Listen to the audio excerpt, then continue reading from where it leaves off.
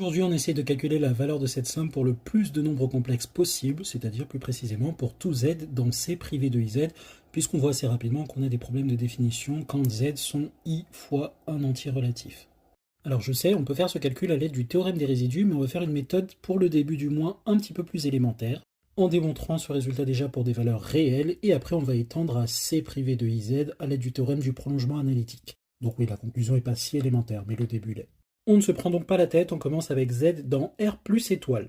Et on va déjà se poser la question de savoir si ceci a un sens. Alors là, tel quel, je l'ai noté comme étant déjà la somme de la série, mais il faudrait le noter avec le symbole sigma et en dessous n appartenant à z quand on parle de la série, avant de savoir si elle converge ou pas.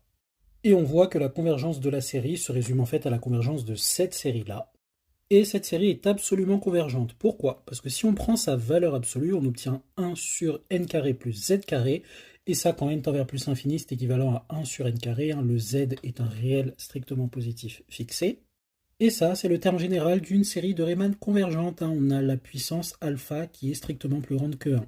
On a donc que cette série est absolument convergente, et donc elle est convergente.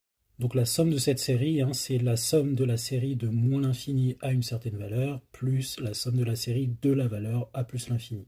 En réécrivant tout bien avec les sommes partielles, on obtient que l'on a convergence de cette série-là. On va poser f de z est égal à cette somme-là, donc, que l'on veut trouver, et ça, plus précisément, ça serait écrit comme ça. Parce que je prends n égale 0, donc quand n égale 0, j'ai moins 1 puissance 0, donc 1 sur z carré, ce qui est ce terme-là. Je peux tout réorganiser parce qu'on a absolue convergence. Et quand n est négatif, c'est pareil que quand n est positif, donc de moins 1 à moins l'infini, c'est les mêmes valeurs que de 1 à plus l'infini, donc j'ai deux fois la somme de la série de 1 à plus l'infini. Parce qu'évidemment, n et moins n ont même parité, donc le moins 1 puissance n, c'est la même chose. Et on a évidemment la même chose pour le n carré. Et je vais de plus poser que g de z c'est égal à cette expression-là, donc sans le moins 1 puissance n, pour tout z dans R plus étoile.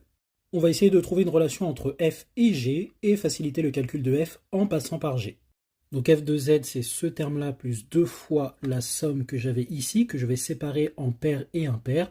Absolument aucun problème, j'ai absolue convergence. Donc ici, je vais mettre les paires, j'ai les deux cas pour k commençant à 1, puisqu'on commence à n égale 1, donc les paires commencent à 2. Et donc quand je remplace k par 1, j'ai bien 2. Et pour les impairs, je commence à 1, donc je vais écrire 2k-1 pour k partant de 1. Quand k vaut 1, ça fait 2 moins 1, 1. Donc j'ai bien 1 ici. Et la première valeur, c'est n égale 1. Et donc moins 1 puissance 1 impair, ça me fait bien un moins ici. Pareil, ces deux bêtises sont absolument convergentes, donc je peux séparer la somme. Je distribue le 2, et ici, je vais factoriser par 2, qui avec un carré sort en 4.